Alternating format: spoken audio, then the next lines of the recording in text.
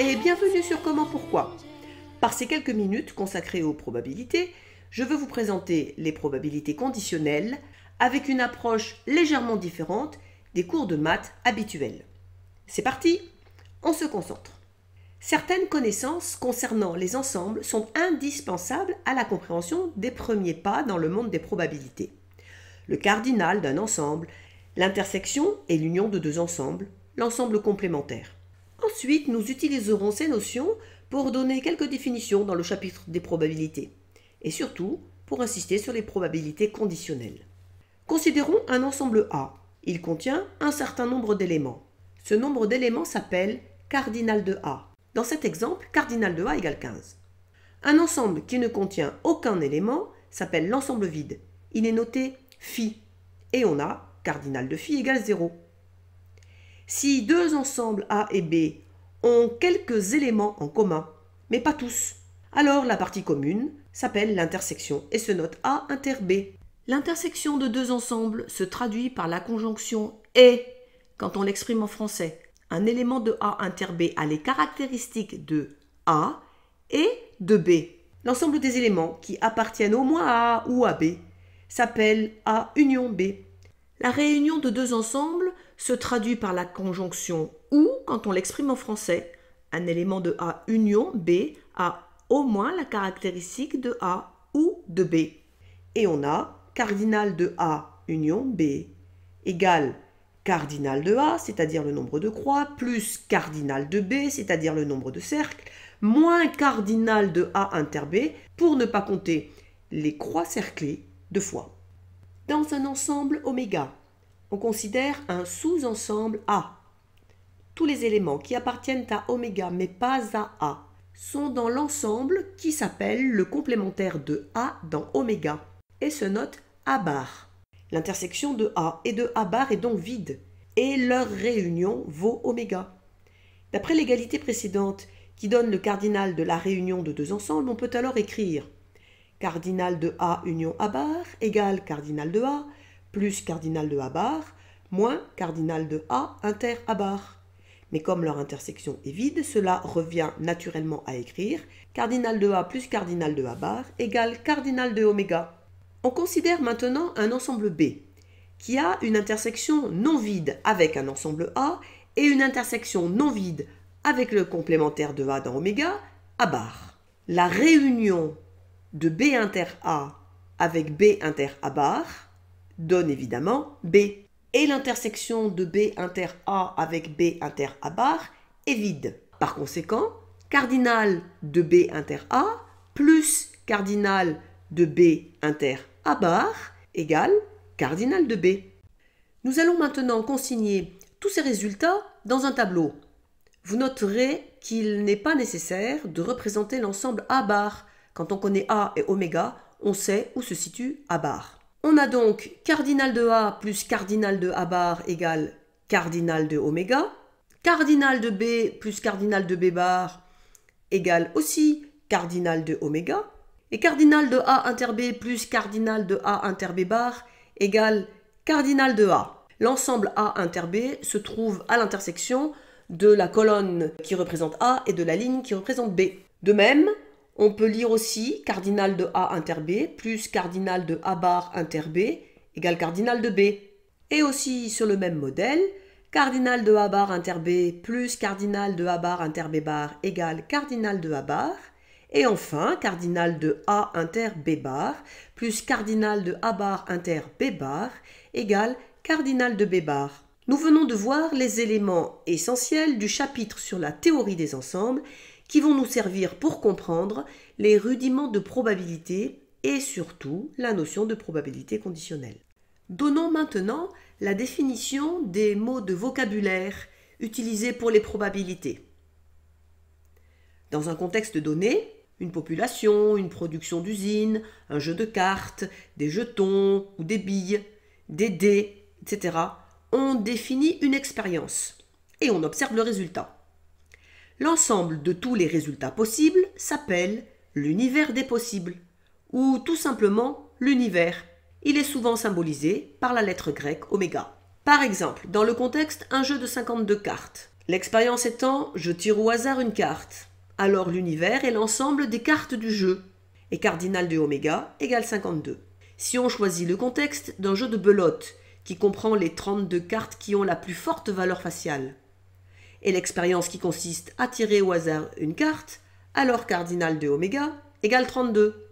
Si on choisit le contexte des 4 as et du roi de trèfle d'un jeu de cartes, on tire simultanément au hasard 2 cartes. L'univers est donc l'ensemble de toutes les paires possibles dans ce contexte, et il y en a 10. On a alors cardinal de oméga égale 10.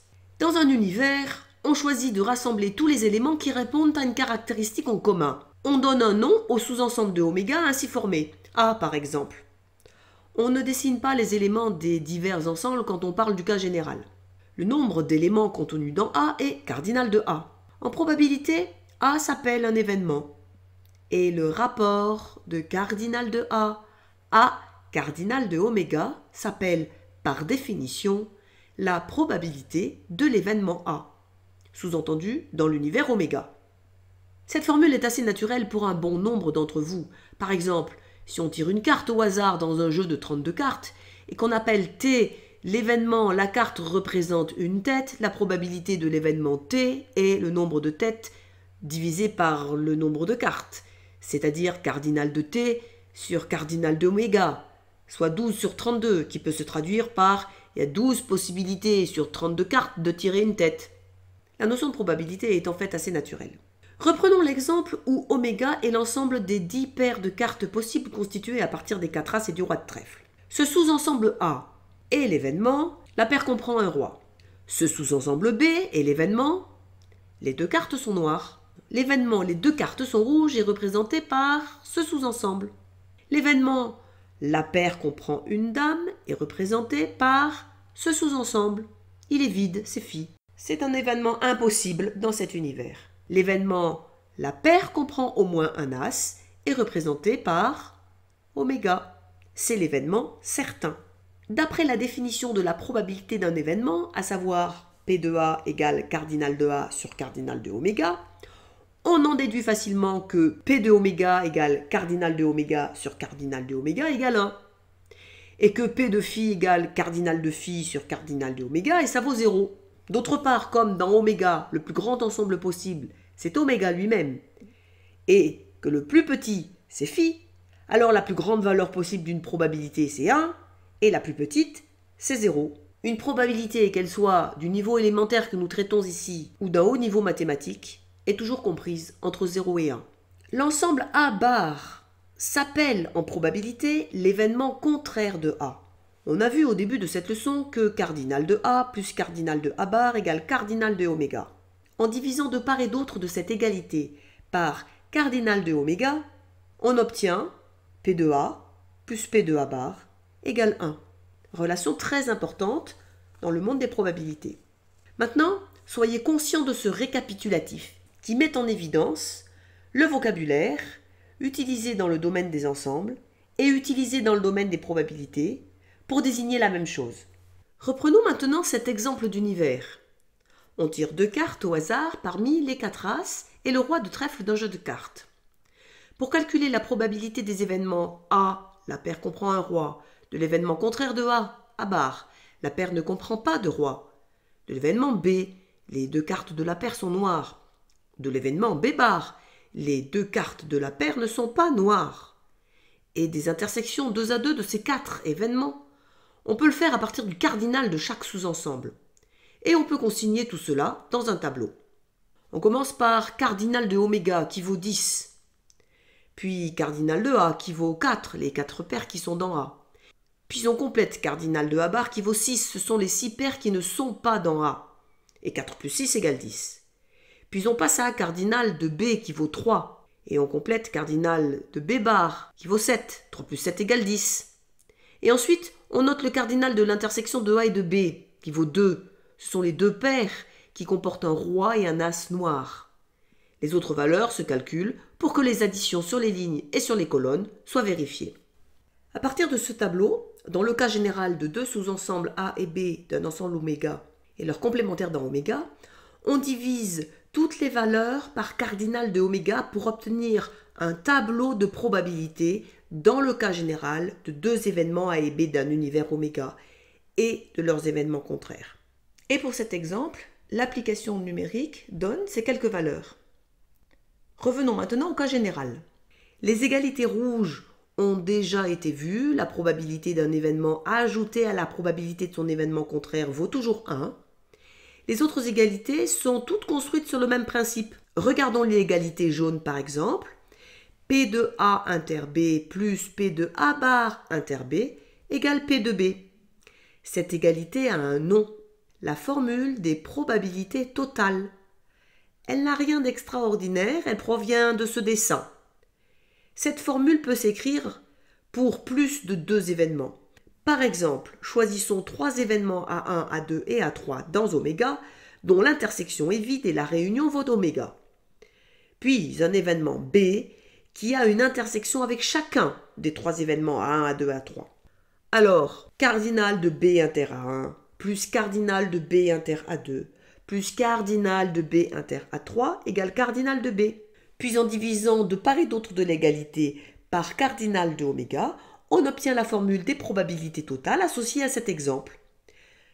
Probabilité de l'événement A1 inter B plus probabilité de l'événement A2 inter B plus probabilité de l'événement A3 inter B égale probabilité de l'événement B.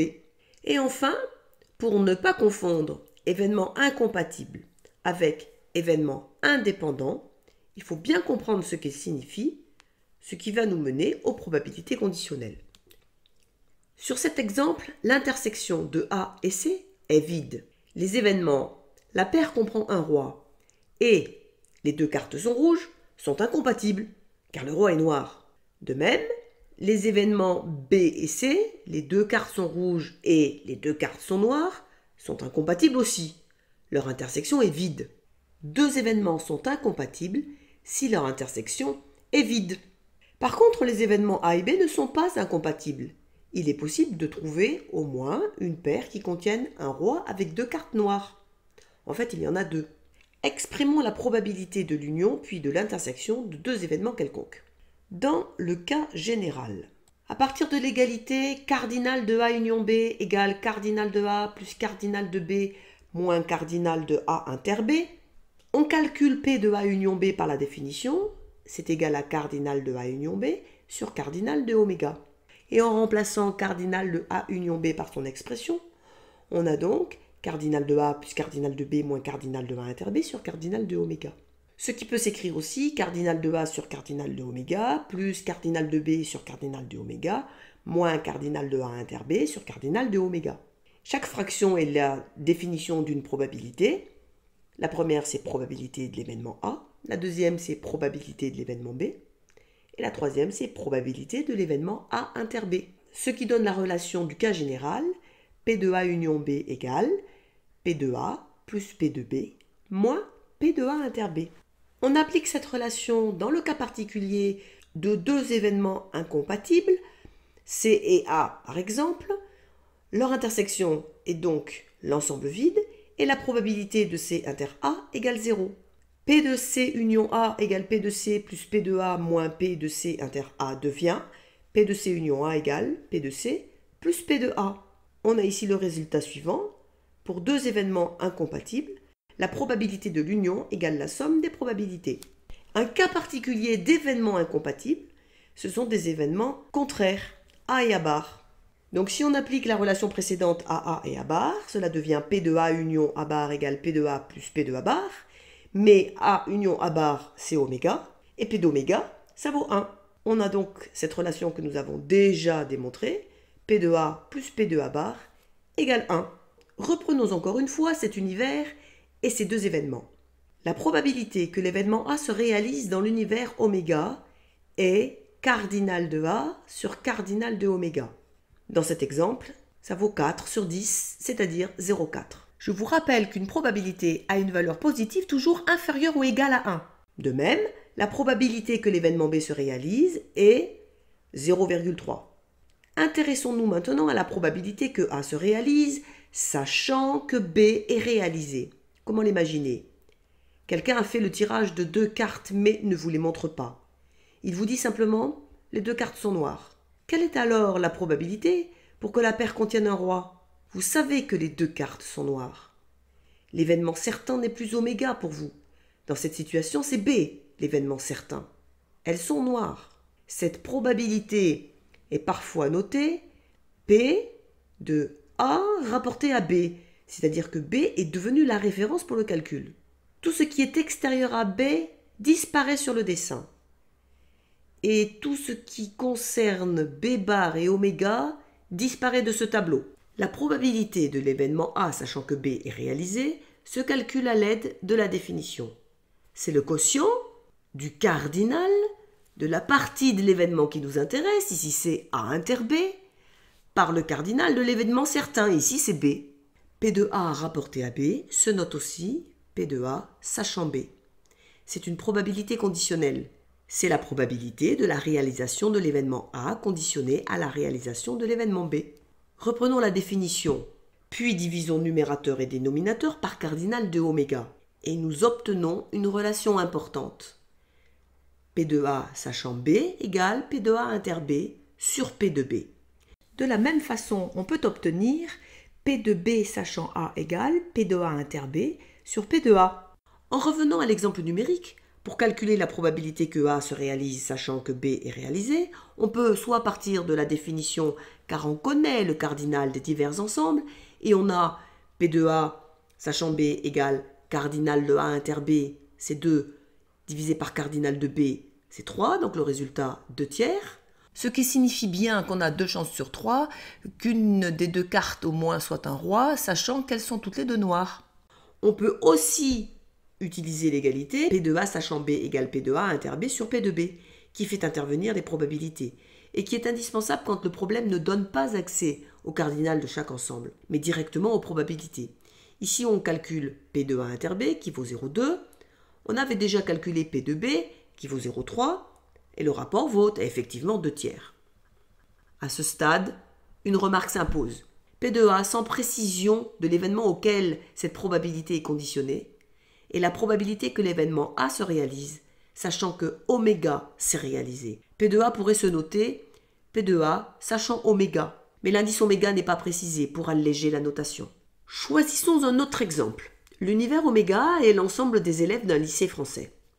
L'événement A est l'ensemble des élèves de ce lycée qui maîtrisent l'anglais. L'événement B, l'ensemble des élèves de ce lycée qui ont les yeux bleus. L'intersection n'est pas vide, il existe des élèves aux yeux bleus qui maîtrisent l'anglais. Considérons que le lycée contienne 1500 élèves, que 500 d'entre eux maîtrisent l'anglais, que 300 ont les yeux bleus, dont 100 maîtrisent l'anglais. Maintenant, on calcule la probabilité de l'événement A, c'est-à-dire la probabilité d'obtenir un élève qui maîtrise l'anglais si on en choisit un au hasard parmi les 1500 du lycée, tous les élèves ayant la même probabilité d'être choisis. Il y a 500 possibilités sur 1500, on dit aussi une chance sur 3, P de A vaut 1 tiers. Par défaut, on ne précise pas l'indice oméga. Intéressons-nous maintenant à la proportion d'élèves qui maîtrisent l'anglais parmi la population de ceux qui ont les yeux bleus. L'univers de référence, c'est maintenant l'ensemble B. Et la population qui nous intéresse est l'ensemble A inter B. On a alors probabilité de A sachant B égale cardinal de A inter B sur cardinal de B, par définition de la probabilité d'un événement dans un univers. Et dans cet exemple-là, on trouve 1 tiers aussi.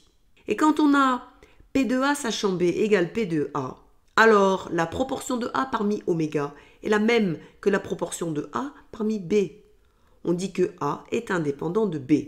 Montrons maintenant que si l'événement A est indépendant de l'événement B, alors l'événement B est aussi indépendant de l'événement A. On dira alors que les événements A et B sont indépendants. Supposons que A est indépendant de B, c'est-à-dire que P de A sachant B égale P de A. Or, P de A sachant B égale P de A inter B sur P de B, et on vient de supposer que c'était égal à P de A. En multipliant la dernière égalité par P de B, on a donc P de A inter B égale P de A fois P de B. Or, en intervertissant les lettres A et B dans la relation d'une probabilité conditionnelle, on obtient P de B sachant A égale P de A inter B sur P de A. Or, on vient de montrer que P de A inter B vaut P de A fois P de B. En simplifiant par P de A numérateur et dénominateur, le résultat vaut P de B. On a donc P de A sachant B égale P de B, ce qui veut dire que B est indépendant de l'événement A. Vérifions sur l'exemple du lycée que B est indépendant de A. La probabilité d'obtenir un élève aux yeux bleus parmi les 1500 élèves de ce lycée est de 300 sur 1500, soit 1/5. Et la probabilité d'obtenir un élève aux yeux bleus parmi ceux de ce lycée qui maîtrisent l'anglais, c'est-à-dire la probabilité de B sachant A, est donnée par le rapport de cardinal de B inter A sur cardinal de A, et vaut aussi 1/5. 1/5 des élèves du lycée ont les yeux bleus, et 1/5 des élèves qui maîtrisent l'anglais ont les yeux bleus. La proportion de B dans A est la même que la proportion de B dans oméga. Ce qui s'exprime par P de B sachant A égale P de B.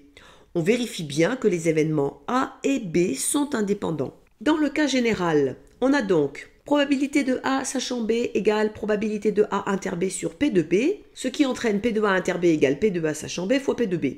Mais aussi, de la même façon, P de B sachant A égale P de A inter B sur P de A, ce qui entraîne P de A inter B égale P de A fois P de B sachant A. Il est important de connaître l'existence de ces 4 expressions qui découlent des explications que nous venons de donner. On dit que les événements A et B sont indépendants si l'une de ces 3 égalités est vérifiée. P de A sachant B égale P de A, ou alors P de B sachant A égale P de B, ou alors P de A inter B égale P de A fois P de B. L'une de ces 3 égalités entraîne l'existence des 2 autres. Vous pouvez maintenant vous poser la question suivante. 2 événements incompatibles sont-ils indépendants? Je vous laisse réfléchir pour y répondre. Revenons à cet univers qui nous sert de fil rouge sur toute la leçon. Le tableau donne les probabilités des événements A, B, de leurs événements contraires et des différentes intersections. Il n'est pas possible de faire apparaître dans ce tableau les probabilités conditionnelles. On opte alors pour une représentation d'un 3e type, l'arbre pondéré. On part de l'univers oméga et on dessine autant de branches que d'événements incompatibles. Ici, on choisit A et A bar. Sur chaque branche, on note la probabilité que l'événement se réalise, en n'oubliant pas que P de A plus P de A bar vaut 1. Puis on réitère en partant de l'univers A, d'une part, en dessinant 2 branches qui vont vers B et B bar, et en partant de l'univers A bar, d'autre part, en dessinant 2 branches qui vont aussi vers B et B bar, car B et B bar ne sont pas incompatibles avec A ni avec A bar. Ce qu'on note sur la branche qui va de A à B, c'est P de B sachant A, c'est-à-dire la probabilité de l'événement B en partant de l'univers A. Ici, dans cet exemple, ça vaut 0,5. Toutes les probabilités notées sur les branches de 2e génération sont des probabilités conditionnelles. Il nous reste encore à montrer que la somme des probabilités issues d'un univers vaut 1. Donc nous calculons P de B sachant A plus P de B bar sachant A, c'est-à-dire la somme des probabilités issues de l'univers A. P de B sachant A vaut P de A inter B sur P de A et P de B bar sachant A vaut P de A inter B bar sur P de A. Les 2 fractions sont au même dénominateur, le numérateur vaut donc P de A inter B plus P de A inter B bar. C'est la formule des probabilités totales et le numérateur vaut P de A. Et comme le dénominateur veut aussi P de A, la fraction vaut donc 1. Et ceci est bien sûr vérifié au départ de tous les univers. Maintenant, utilisons l'égalité P de A inter B égale P de A fois P de B sachant A pour faire clairement apparaître le produit de 2 branches consécutives comme la probabilité de l'intersection des événements concernés.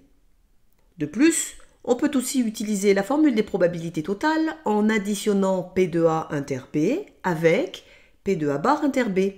Et avec l'exemple numérique qui nous sert de support, on vérifie qu'on retrouve bien P de B. En guise de récapitulatif, je vous propose cet arbre pondéré, avec une matérialisation des probabilités totales à droite autour du signe de l'addition.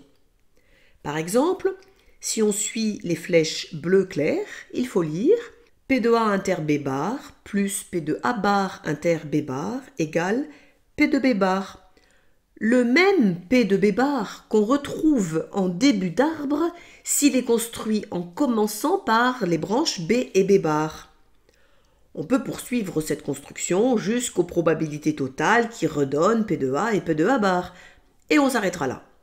Dans le récapitulatif, on a aussi ces relations que nous avons démontrées. Celle-ci est intéressante quand la probabilité cherchée comprend beaucoup de cas possibles, donc beaucoup de calculs, alors que la probabilité de l'événement contraire est très simple à calculer. Par exemple, Une urne contient 5 boules noires et 5 boules blanches indiscernables au toucher. On tire avec remise une boule au hasard, n fois de suite. Quelle est la probabilité d'obtenir des boules de couleurs différentes? Si on appelle A l'événement obtenir des boules de couleurs différentes, l'événement A bar sera obtenir n boules noires ou n boules blanches. Et la probabilité de A bar est bien plus facile à calculer directement que celle de A.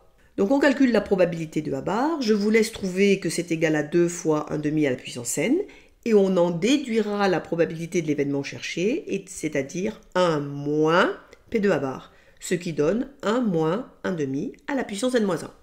Cette relation exprime que la probabilité de l'union de deux événements se transforme en une addition de probabilités si les événements sont incompatibles, et on y soustrait la probabilité de l'intersection si les événements ne sont pas incompatibles.